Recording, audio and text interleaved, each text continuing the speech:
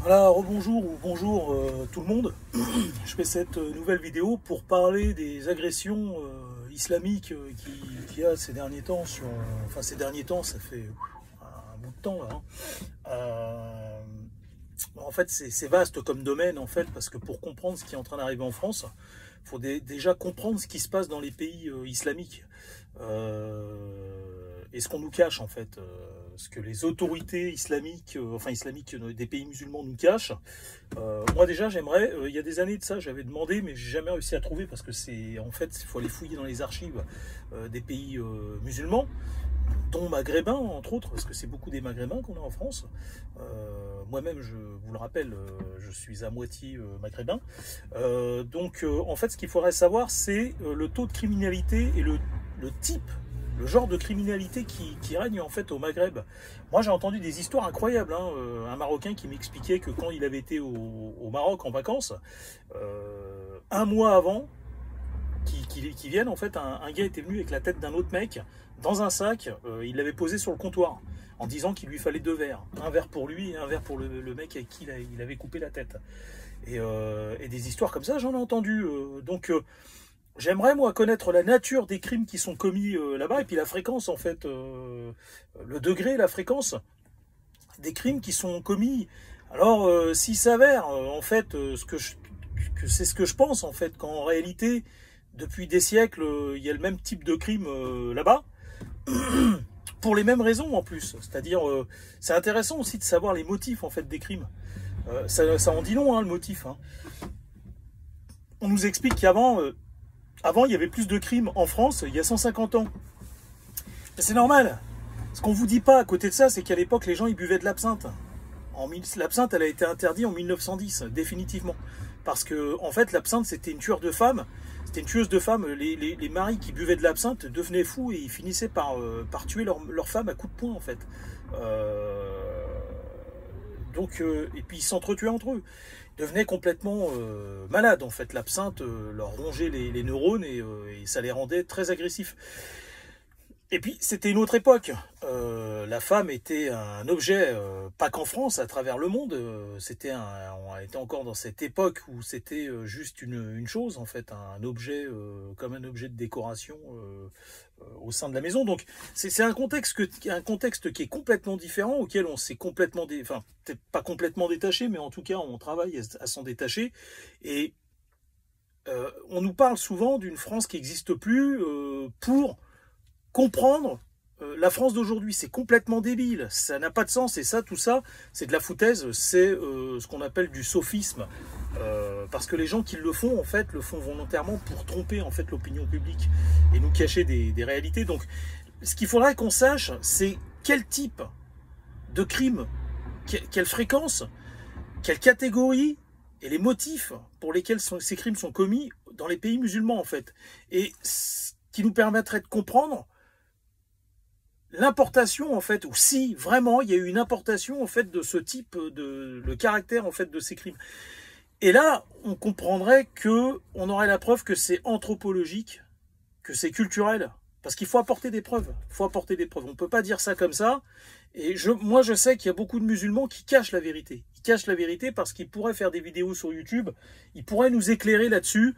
Il y a forcément des anciens flics qui ont migré en France et qui en savent long, en fait, qui ont des dossiers longs comme le bras, quoi. Vous voyez, des piles de dossiers, ils ont vu des affaires s'accumuler au Maghreb et ils pourraient nous expliquer un peu ce qui se passe là-bas. Et ça nous permettrait de comprendre ce qui se passe ici. Donc déjà, s'il y en a qui savent, qui se manifestent et qui parlent, voilà. Maintenant, moi, je vais faire un appel qui n'est pas du tout raciste. C'est un appel qui est... comment expliquer ça, faudrait que je fasse d'ailleurs une vidéo sur le racisme. D'ailleurs, je pense que je vais être obligé de le faire maintenant, parce que sinon, les gens ne vont pas comprendre après. Donc, je vais être obligé de le faire maintenant.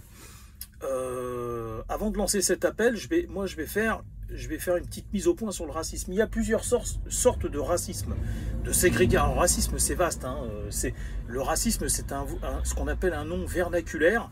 C'est comme quand on vous dit le canard. Le canard, lequel? Des canards, il en existe plein de sortes de canards, plein de types. On parle de canaridés. Le cygne est un canaridé. Et des canards, il y en a plein à travers le monde. Il y en a qui ont le bec plus fin que les autres, il y en a qui ont le bec plus plat, bref. C'est comme les fourmis. La fourmi est un terme vernaculaire. Des fourmis, il en existe des milliers de types. Et donc, quand on vous parle de racisme, c'est un terme qui est vernaculaire et qui veut rien dire, en fait, qui veut pas dire grand-chose. C'est comme gâteau. Gâteau, c'est un terme... T'as mangé un gâteau, d'accord? Lequel? Des gâteaux, il y en a des milliers. Pareil pour les tartes. Donc, ça, c'est un terme, ce qu'on appelle un terme vernaculaire. Donc, le racisme... c'est lequel? Parce qu'en fait, il y a des gens qui sont aujourd'hui, qu'on va désigner comme étant racistes, qui ne sont pas racistes, comme moi par exemple. Moi aujourd'hui, j'ai un problème avec les Maghrébins, j'ai un problème avec les musulmans. Et pourquoi? Pas parce que je les déteste, pas parce que je leur veux du mal, absolument pas. 95% des agressions que j'ai eues dans ma vie, c'était des musulmans, c'était des Maghrébins. Allô, on se réveille. Si vous êtes Maghrébin, vous écoutez cette vidéo, faites un travail sur votre civilisation au lieu de systématiquement vous acharner sur les gens qui en parlent. On ne vous veut pas de mal. On essaie de comprendre ce qui se passe du côté de chez vous. Alors, 95%, vous dites que je suis un mytho, mais posez-moi des questions. Allez-y, moi, allez sur les questions. Vous avez le droit de poser des questions sur les textes. Posez des questions, moi je peux vous les raconter toutes ces histoires. J'ai même des témoins qui peuvent attester de ma bonne foi, de ma bonne foi et de la véracité de mes propos en fait.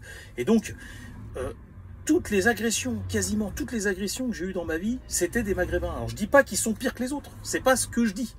Je dis qu'ils sont quand même vachement démonstratifs et ils sont fatigants à la fin. C'est fatigant, quelqu'un qui est irascible, qui est incapable de dominer sa colère, sa frustration, et qui va le manifester par l'agression d'autrui, en fait. Hein? T'as un problème avec les impôts, tu t'es fait allumer, t'as pris des amendes, va pas t'en prendre aux gens dans la rue. Ça n'a aucun sens. Ça va pas régler ton problème, ça fera qu'empirer les choses.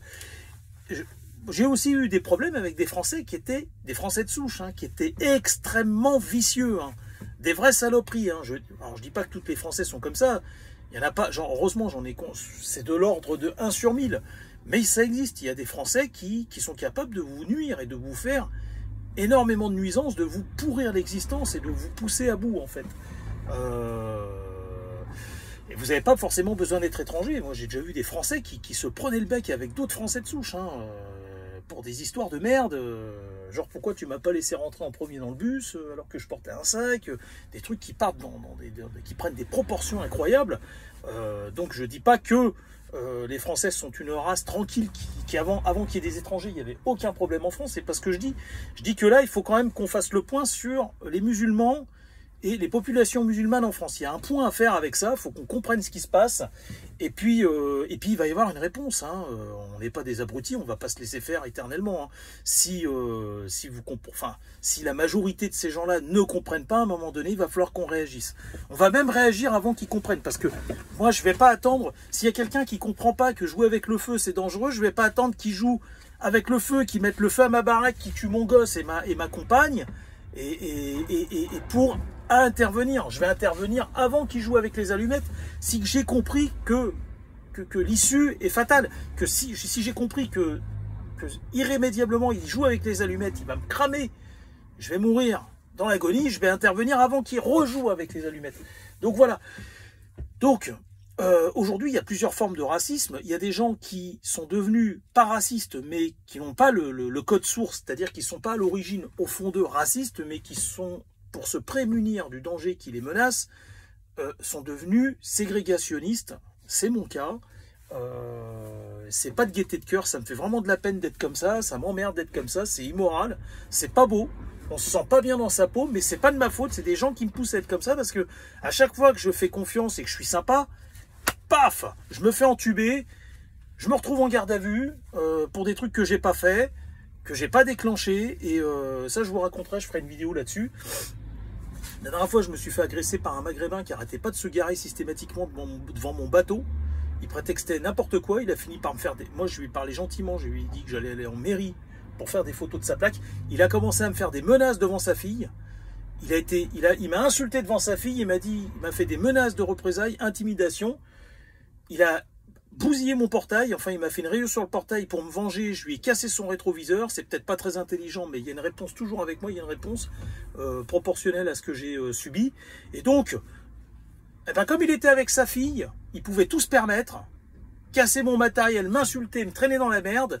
Et ben, quand les flics sont arrivés, mais ils m'ont mis en garde à vue avec lui. Alors que lui m'a frappé au visage. Hein. Il m'a frappé au visage. Moi, j'ai pas répondu parce qu'il était devant sa fille.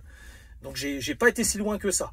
Mais il m'a dégradé, il a fait une violation de domicile, il m'a dégradé mon matériel sans compter le préjudice qu'il m'a causé plusieurs fois en se garant devant chez moi. Et ben, je me retrouve en garde à vue avec lui. C'est incroyable, hein. Et c'est une histoire vraie.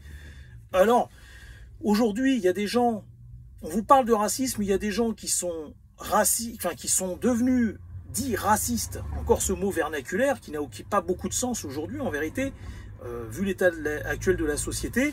Et donc, comme un black, moi je connais des blacks qui en ont marre des blacks. Je connais des blacks qui en ont marre des blacks. Et je connais des rebeux aussi qui en ont marre des rebeux. Ils m'en ont déjà parlé. C'est quoi? C'est des racistes alors ces gens-là? C'est quoi? C'est complètement débile. Ils sont racistes ces gens-là alors? Faut pas dire n'importe quoi.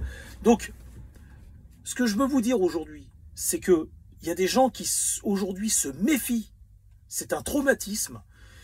Ils se méfient des Arabes, ils se méfient des musulmans. Ils ne veulent plus être en interaction avec, et c'est pas parce que c'est pas parce qu'ils ont un noyau qui est fasciste. Faut arrêter les conneries. Les vrais fachos, ça existe. Je vais en parler juste après.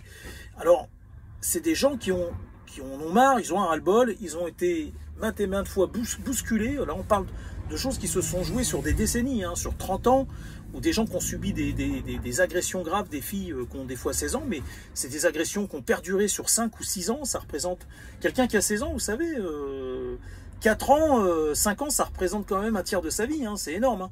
Donc, sur un tiers de votre vie, quand vous vous êtes fait malmener par toujours la même communauté, à un moment donné, vous en prémunissez, je sais plus comment on dit, j'en perds mon latin, il fait vachement chaud dans le camion, je mets pas la clim parce que sinon j'allume le moteur et je pollue l'environnement justement pour un petit confort de merde. C'est une fournaise le truc. Bon, enfin bref, aujourd'hui, voilà, il y a plusieurs formes de racisme. Il ne faut pas confondre, la plupart des Français ne sont pas racistes, la plupart des gens ne sont pas racistes. D'ailleurs, je n'y crois pas à ça. Mais, en fait, en tout cas, on va parler des Français de souche. La plupart ne sont pas racistes. On va dire que 9 sur 10 ou 8 sur 10 ne sont pas racistes, mais il y a un ras-le-bol qui fait que ils deviennent, voilà, il y a une ségrégation.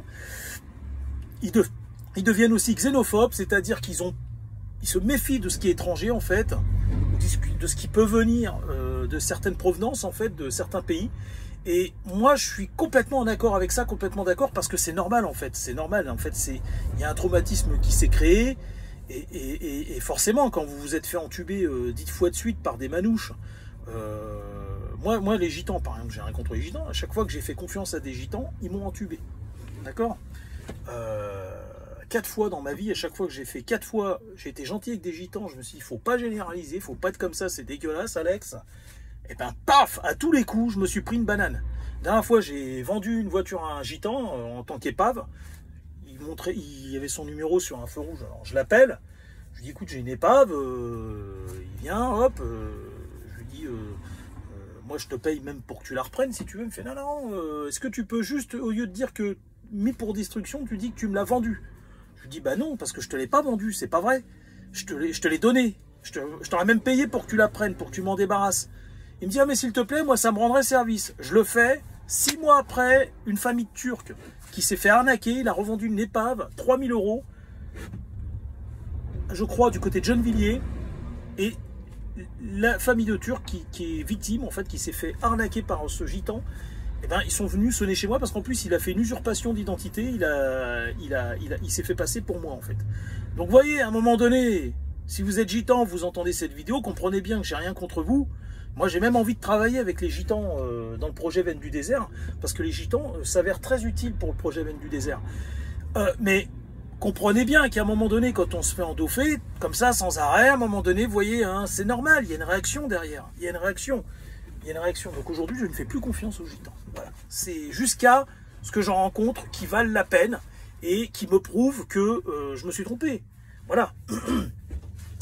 Mais pour l'instant, voilà, j'ai rien contre eux, j'ai pas, je vous en veux pas, vous avez le droit d'exister, mais voilà, mais pas avec moi, voilà, tout simplement. Je vais pas vous raconter de conneries. Pour l'instant, on va en rester là. Et pour les Maghrébins, c'est pareil, c'est la même chose que pour les Gitans. À chaque fois que j'étais en interaction avec des Gitans, avec des Maghrébins, pardon, je fais l'objet de moqueries, de provocations racistes. On m'appelle le croisé, on m'appelle le croisé, ça veut dire en somme le bâtard, quoi, en fait, hein. Et donc voilà, bon, je vois que ma vidéo elle a fait 15 minutes, je vais relancer une autre vidéo un peu plus tard pour parler de ce qui se passe actuellement dans la société française, cette histoire de racisme. On va y mettre fin, et puis après je vais faire un appel aussi aux Français de souche.